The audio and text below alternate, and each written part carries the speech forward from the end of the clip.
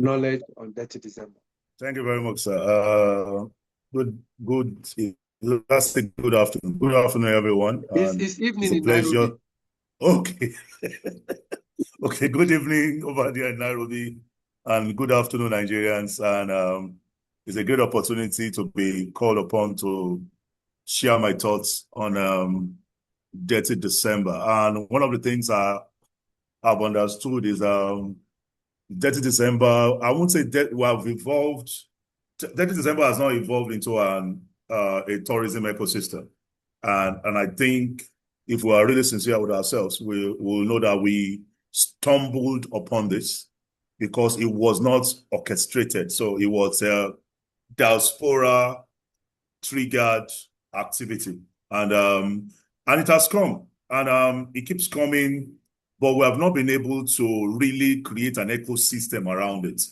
And because if you look at last year, what happened this last December, and we saw the way the whole system tried to milk Detty December. So you're looking at short-let apartments, for example, restaurants, things just went off the roof. And that's not how we create an ecosystem for tourism. But before I go on, I would like just to share a bit of information. So Detty December brings close to about $500 million revenue for the whole industry for that window of between December 10 and January 5th or January 10. It builds that opportunity on the table. In December alone, I think international arrivals as at 2024, 2025, we have over 300,000 international arrivals that come into the country. But did Nigeria actually benefit from this? I would say no. Because we had over $500 million on the table. But did we benefit? No. And this is part of the frustration I have that the private sector drives a lot of initiatives around how do we scale up tourism, how do we make, because tourism is just beyond booking tickets or packages, because people must begin to understand there is a whole lot of ecosystem around tourism. You're talking about hospitality, you're talking about the nightlife, you're talking about events, you're talking about shopping, you're talking about the festivals. Those, when you build everything together, because an average travel agency thinks it's just about flights or booking packages. But what we have done over time is being able to grow outbound tourism. And Detty December shows us the potential that we have to make more. The potential that we have if there is a complete ecosystem around Detty December. And one of the things I will start from is you can't plan Detty December in silo, because what will siege Detty December is every ecosystem, whether around aviation, hospitality, government agencies, you are talking about travel and tourism industry, there is a bit of disconnect. And that's where the problem starts from. There is no synergy. There is no organized ecosystem. For example, who captured how many short-lets accommodated diasporans for that period? Amount of taxation, opportunities, revenue that were lost to people that have personal apartments and they turn to short-lets that you don't even know. It's not orchestrated. Then you have a lot of events that happens during Detty December, a lot of shows, a lot of activities. There is no synergy between the people running those shows or events, between them and travel operators in Nigeria, between them and people that do packages and tours, between them and hotels, between them and government agencies, car hire. So people that go to events, there's an ecosystem that drives that. And the experience actually starts from when people arrive in Nigeria. That's where this whole thing starts. And the structure were put in place to first attract the people. Now, I was looking at a data of when Ghana's, Ghana's year of return. When they started, it generated about $3.3 billion for the whole economy. The year of return, because it was carefully orchestrated. Government was involved, private sector was involved, hotels were involved, the whole ecosystem was involved. So the experience starts from people coming in. For example, the seamlessness of booking visas, the turnaround time at our airports for visas, visa on arrival, the structure, how many minutes does it take for people to turn around when you arrive at the airport? It starts from there, the experiences they have there. People get to our airports and you are seeing car guys almost touting, trying to get people to travel. It's part of the ecosystem. Also, you will know during Detty December, most of the inbound the flights will come from 3 key destinations. People that are coming from diaspora, they will come from Dubai, they will come from Johannesburg, they will come from the US, they will come from London. Which other city is that? I think those are Canada. Those are the 5 major cities Nigerians in diaspora will come from. Every other one is secondary.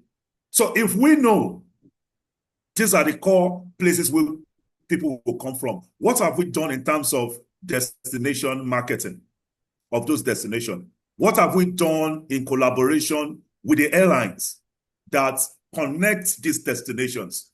Are the airlines in alignment? Are the airlines creating fears?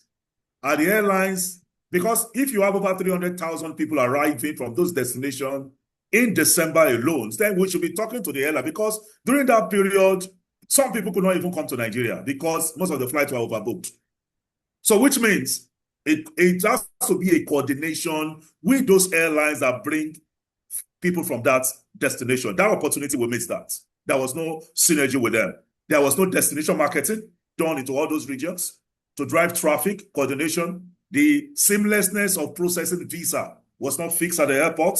We didn't even have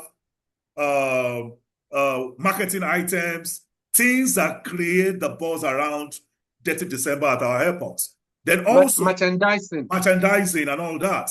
We didn't even have any synergy with the domestic carriers, because it was like 74% or 70% of that traffic was in Lagos. But there were bigger opportunities in places like Ibom, Akwa Ibom, Ondo State, Ogun State. Which other cities can you remind me of, sir? Owerri. You have Cross River, Enugu. We have a lot of them. State, yeah. So we also missed an opportunity to coordinate with the airlines for that period. Another coordination with the airlines that do even regional flights, because you still have Nigerians that stay in Accra, that stay in East Central Africa, that you can do a collaboration even with them. There was not even any synergy with all these airlines. That's another part that was made. The domestic part, the regional, the international. Then also the most, one of the most crazy one is the hospitality. Total chaos. There was a total chaos in that, because people saw it as an opportunity to milk people, because there was no real, how will I say, control over the issues of pricing, quality, and legitimizing the brand itself, Detty December. So what people just saw is that, oh, they are coming in, they're going to spend dollars. So what the hell? So you are having hotel costs, reservation costs going as high as 5x. These are the same apartments during normal period cannot even have 50% capacity. But during that period, because it's not just about the pricing. Are you giving the quality that these guys experience where they're coming from? The kind of quality they experience when they travel to other parts of Africa. Because the article I wrote, it showed that demand went to other countries when people were seeing the unrealistic pricing of accommodation that was going on in town. So the demand went elsewhere. So because what we are doing is we're empowering international carriers and other regional carriers to be able to connect and hook into our Detty December opportunity, the over $500 million that we have on the table. And the other part is the fragmentation. The travel agencies, the tour operators, what kind of ecosystem are we even? Because I had Mr. Nkechi talking about festivals and all that, tour operators, but we have, for me, pardon me, sir, I have not been able to see enough capacity by our people locally to scale up local tourism, because we see it more as transactional. We're not seeing it as something that has to do with, we evolve, we transform, we we work with the whole complete ecosystem because it's an ecosystem. Because the people that run the festivals, the people that run events, the people that run the shows, all the hospitality brands. Because if you go to countries like Rwanda, Kenya, South Africa, they are very deliberate about the way they do all these things.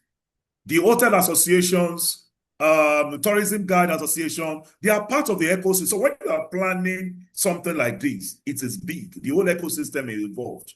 That's why if you see the plan, this trajectory how Rwanda has grown over the year, it was a complete ecosystem stuff. They got rid of, at the airports, people asking for bribes and all those things. It got rid of it completely. Visa became seamless. After some time, free visa. Kenya has told that part. And when they are doing that, it also integrates into what the airlines are doing. It integrates to what the tour operators are doing, into what the travel agents are doing. Because in Detty December, all we're just seeing is people trying to milk. We are not creating an ecosystem that guarantees there is repeat. Because tourism is about experience. It's the experience. It's the experience people have that determines if they come back. It's not a transaction. That's what makes tourism unique.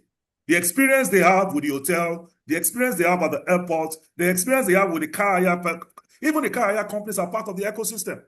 That's why in all these countries, the car hire as an association, they are part of the ecosystem.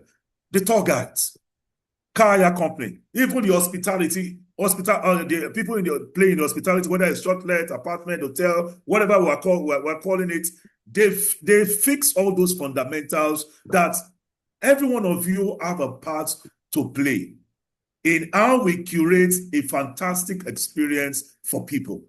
It's the experience people have that determine, am I going to return? Am I going to stay on? Am I going to keep coming back? Because until we begin to see the whole ecosystem that is fragmented from the aviation and the airline side, disconnect, hospitality brands, when you're talking about hotel accommodation, disconnect, you are talking about government agencies, Ministry of Aviation, Ministry of Tourism, all the other Ministry of Culture, all of them together. You're also looking at the Travel Agency Association. You're looking at NANTA. You're looking at NAPTOP. How evolved and the whole ecosystem. So, because what I keep seeing is we are all running in silos. Everyone is running in silos, and you cannot build a strong tourism industry as long as what everybody does is in silos. We're not seeing ourselves as a part of the complete ecosystem. We're not building this whole complete ecosystem. Like what Mr. Nkechi said is happening in Lagos. This is the first time I'm hearing about it. I've not seen any travel agency creating anything around it. I've not seen any marketing activities. If I'm not hearing about it, then it's still part of the dysfunctionality we're talking about. But Detty December puts $500 million on the table between 10th of December, 6th of January. What are we going to do with that opportunity? How are we going to fix that? What percentage of that do we have? Or we'll have to keep giving it to Rwanda, Kenya, South Africa, Dubai, name them, because they're the ones taking all those money away.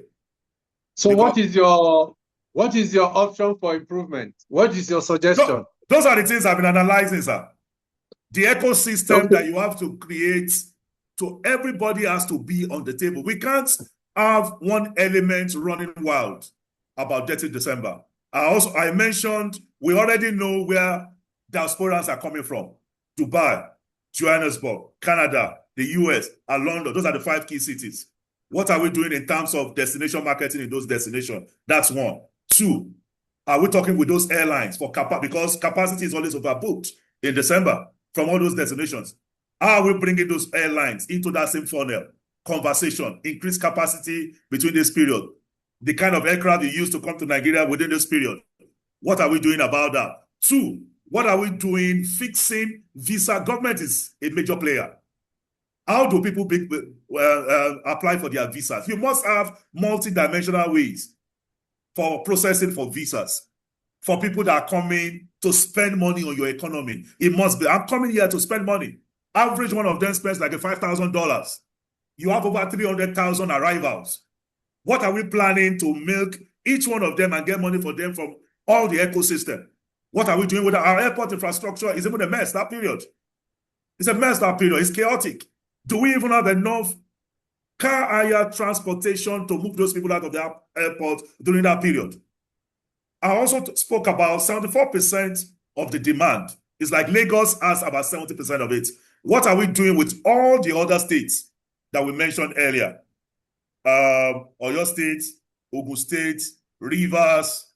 We're doing with Abuja. We're doing with all the states that have tourism assets and potential for that period. What are we doing with the airlines that fly into those places in terms of capacity, in terms of synergy, in terms of the hotels, even in those regions? How are we coordinating with the hotels? If you take the train going to Abeokuta, Ibadan, for example, how easy is the logistics of people getting out of that place? If you have a load of people going, do they have enough logistics in terms of transportation to get people into the city? We're talking about gateway airports as well. I pass there often. The road is still under construction. The main road is still under construction. How seamless are people able to come out in case you operate a flight to that place? How seamless is it for people to come out, take transport? Because most of the people that are coming there, they're either going to other parts of Ogun State to connect. What are we created there? What are we work out with the domestic carriers in terms of capacity, in terms of the real demands that they will see to be able to position more aircraft or more schedule for that period? I also talk about the hotels, fragmentation of the hotels. Because that period, everybody just scale up. People that have not had 45, 40, 50%. What are we doing with the regulators in the industry to ensure pricing and quality matches? Because we talk about for example, a lot of these people do fine dining. I actually told some of my friends there are no fine dining restaurants in Nigeria. What we have is, we don't have fine dining in Nigeria. People don't know what fine dining means. Some of those guys come here to do fine dining, and they get to some hotel, they were asking some people to pay 1 million deposit before they enter. Just 1 million deposit before they enter. And these are terrible places in Lekki, VI, that is not up to par to what they have in Kigali or Nairobi. And they don't charge those stupendous amounts. So you are looking at the restaurants and lounges, you are looking at the hotel ecosystem. Maybe this is where FCCPC needs to now work with the travel sector during that period. And a lot of people that are running shortlets, they're in the dark. They are not even within a place where the government can even tax. A lot of them make crazy money that period, highly inflated. After then, they shut down for the next 10 months. So I'm looking at, how do you structure in such a way? You have to bring everybody to the table. The travel agency themselves, the travel agency or tour operators in Nigeria, what they know how to do best is outbound tourism. Do they even understand what this inbound tourism we're talking about? Is it just about booking transportation or booking hotels for these people? It's about curating an experience. That's the work we do. Our work is to make people, every part of this ecosystem that I've mentioned, even the people that are arranging or running events for this period, what have we sat down with them to, so that the events are curated perfectly into all the activities in the ecosystem. So we are seeing a one-stop shop being created. But what we have is silos. And we are not going to you are not going to become like Ghana, that is making about $3.3 billion on the day of return. And we're not going to be like the likes of the South Africa, Nairobi, name all of them, because it's an ecosystem. But the moment we keep seeing it as a Superman running ahead of everybody, I don't think we're going to fully tap the full potential. Thank you.